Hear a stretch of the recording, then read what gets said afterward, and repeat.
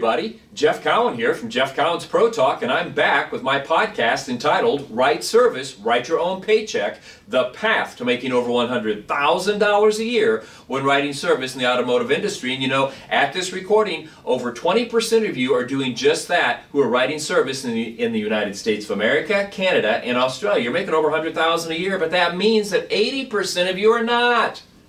What are you going to do about that? Well, here's what I think you should do. Keep watching these podcasts, read my articles, follow me online, because I will give you the tips, the techniques, the word tracks, and the processes you need to get in that $100,000 arena. And boy, it's a fun arena to be in. I'm coming to you today with a two-part message. This is going to be part one, and it's called The New Normal. And of course, the second part of it will be called The New Normal Part 2.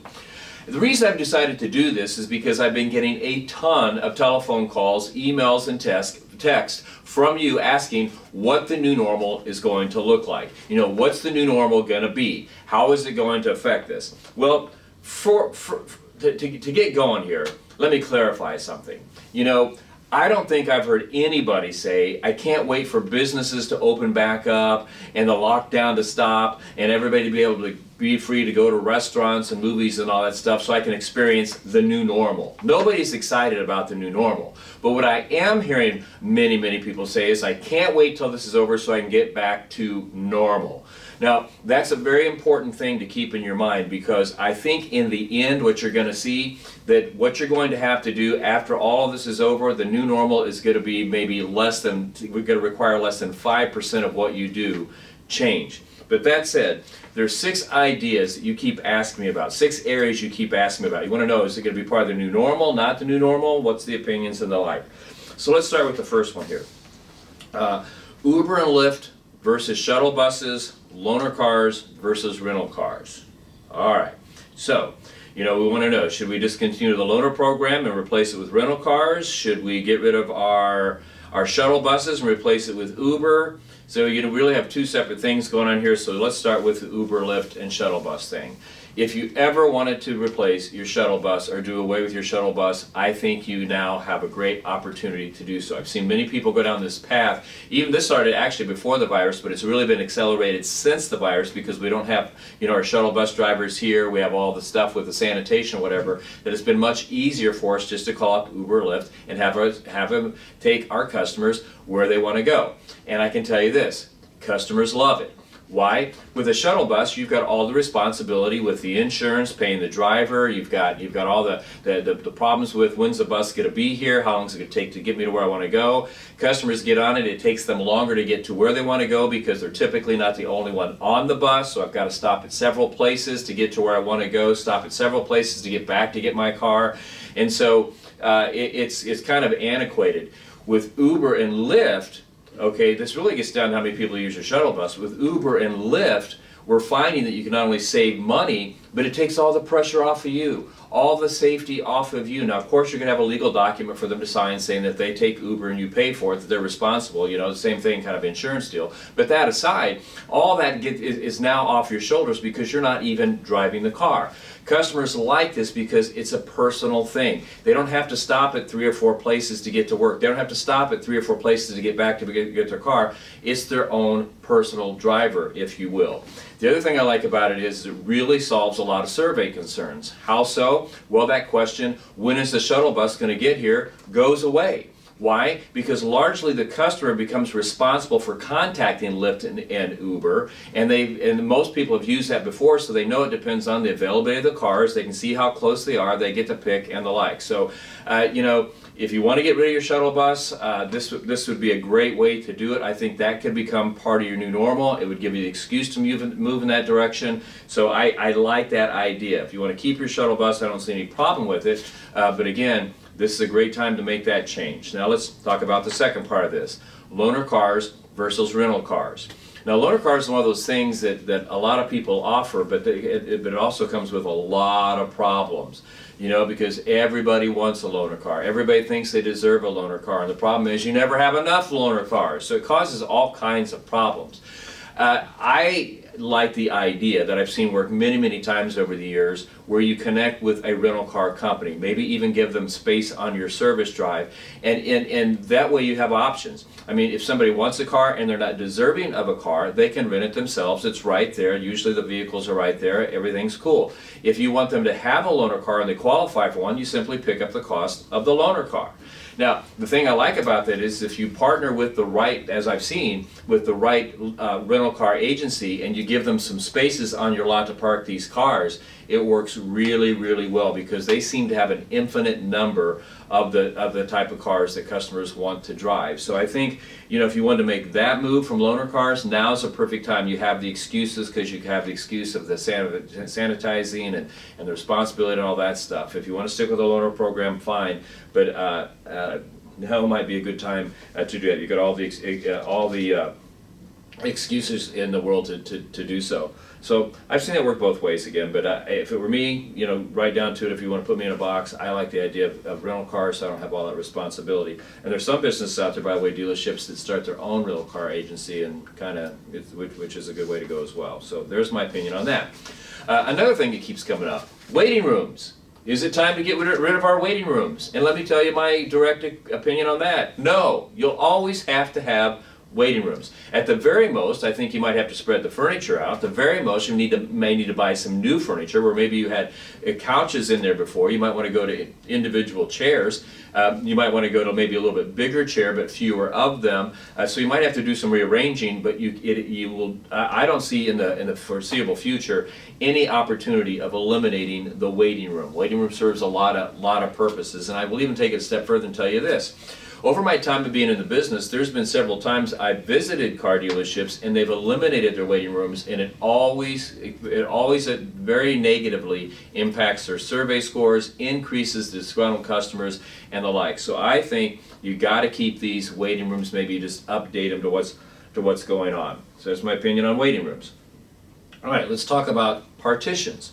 Boy, you go to a bank these days, they got all this plexiglass up. You go get your hair cut if they've opened up in your areas, they got plexiglass all around. Restaurants have it, the partitions, the whole thing. And so now what you're asking is do we need them? And the answer is a big yes. This is something you should have had before the virus started.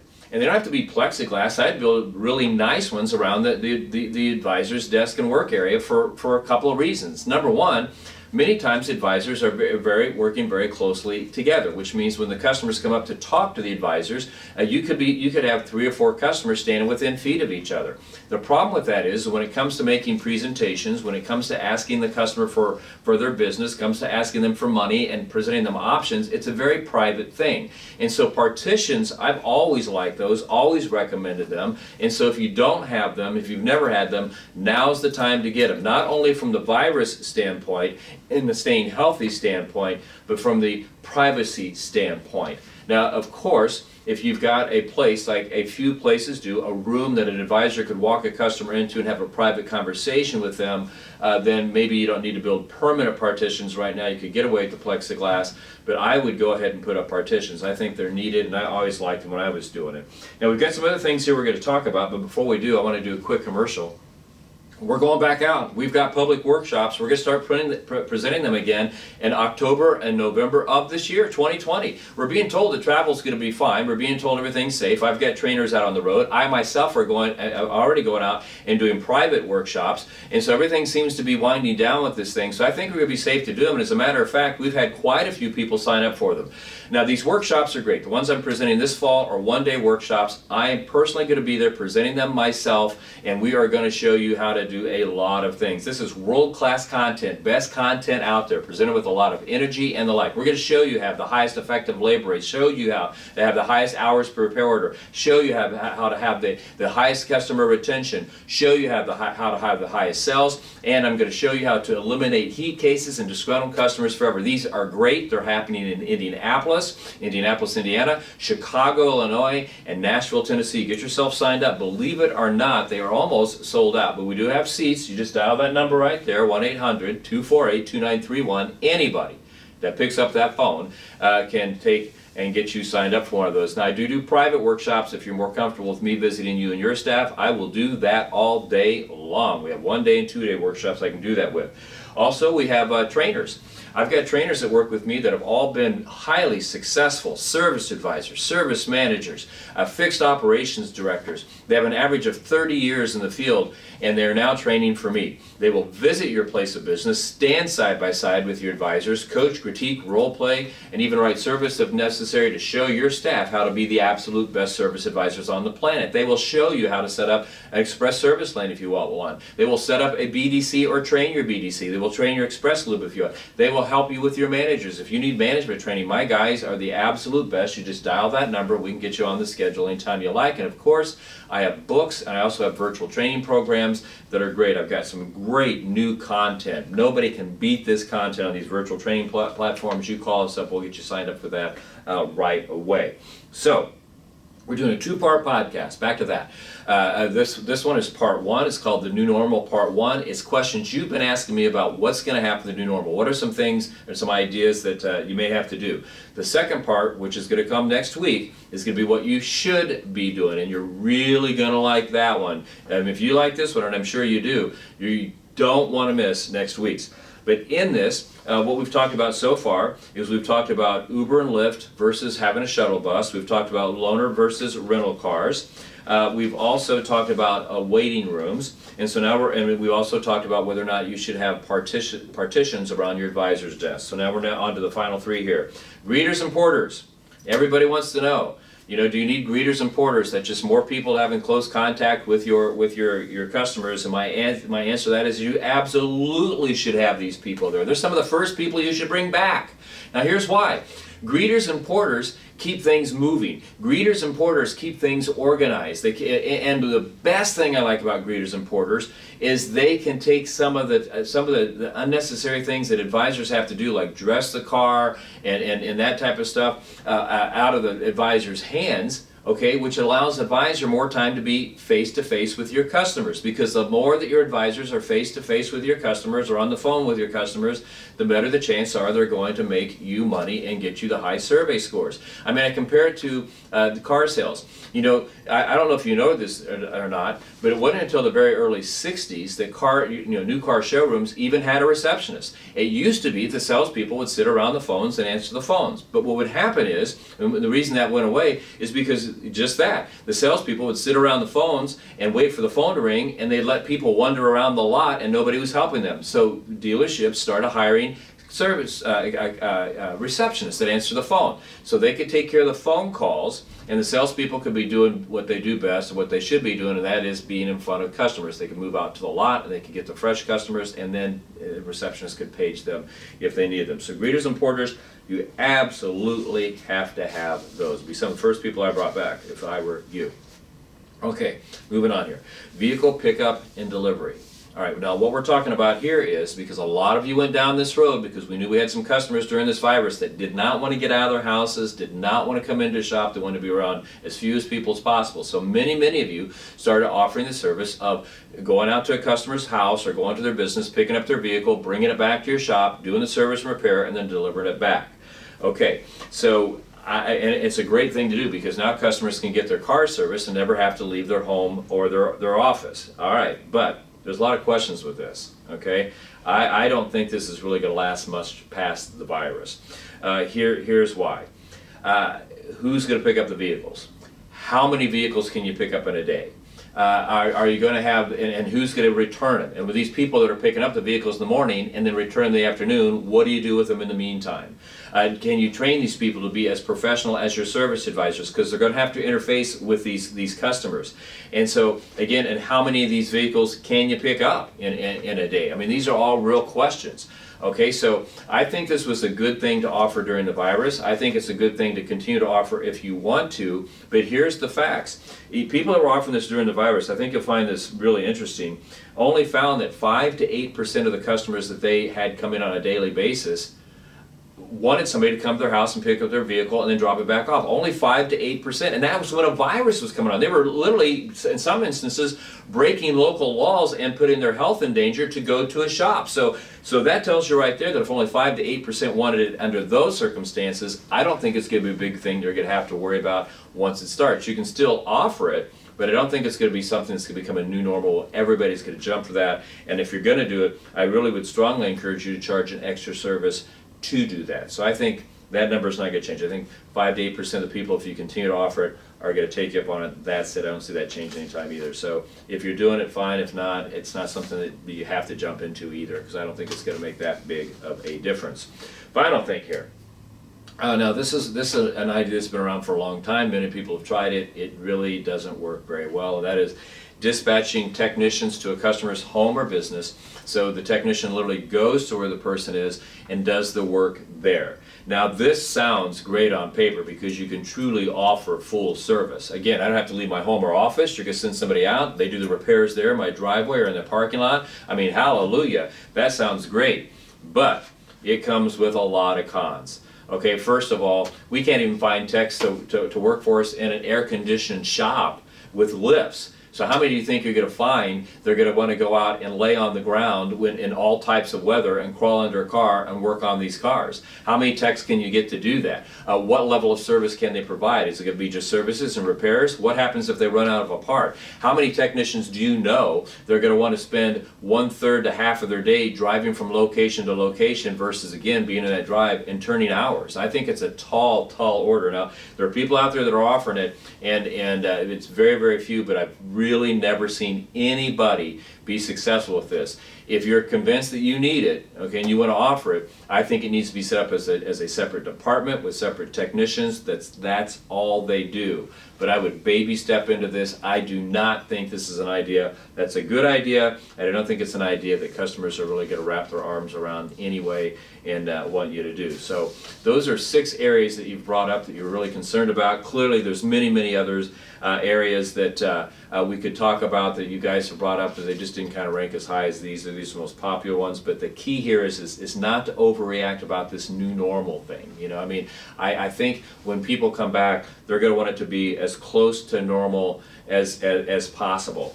And you know, to bring this home, I think you have to look no further than one of our own, Roger Penske, who owns Penske Automotive, right?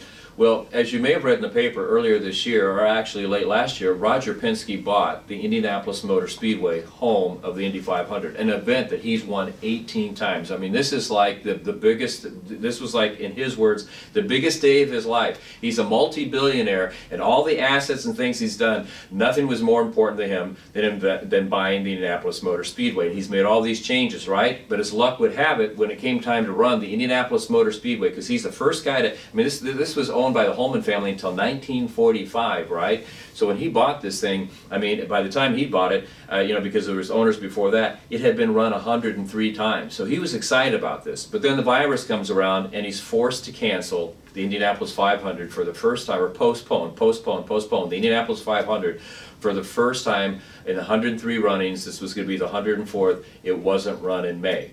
Okay. Now, once the virus hit, Roger Penske stopped selling tickets. Up to that point, they'd sold 175,000 of the eventual 400,000 they typically sell every year. So they stopped at 175,000. When he postponed it, here's what his rule was. We're going to try and run the race in August 23rd. But the only way I will run this event, the only way this event will happen is if I can do the full event. Because what a lot of people that don't realize is the Indianapolis 500 is actually a 3-week event. Roger Penske is insistent that all 3 of those weeks happened. He's insistent that all the traditions, all the rich traditions that have been established over the first 103 runnings are still all done to the fullest extent, and the race is run with fans in the stands. He refuses to run it without people in the stands. Now, why is he doing that? Because he understands that it's the rich traditions that makes that event. He understands that if people are going to go to all the effort and spend all the money to come and see the race, they don't want to see a reasonable facsimile of it. They don't want to see a new normal. They want to see the Indy 500 with all of its rich traditions in its truest form. He's so passionate about it. Again, he said he will not run it if he can't have all that things done. And he's even given the fans the option. If you want to show up and use your ticket this year, you can. If not, you can apply your ticket to next year. I mean, this is a huge financial hit for him, but the reason he's doing it is because he understands what I'm trying to tell you here. People aren't going to want to see a reasonable facsimile of your business. They're going to want to see the full thing in all of its glory. They pay a lot of money for your services. It takes a lot of effort to come and do business with you. They're going to want things to be as normal as possible. So my message here is don't overreact.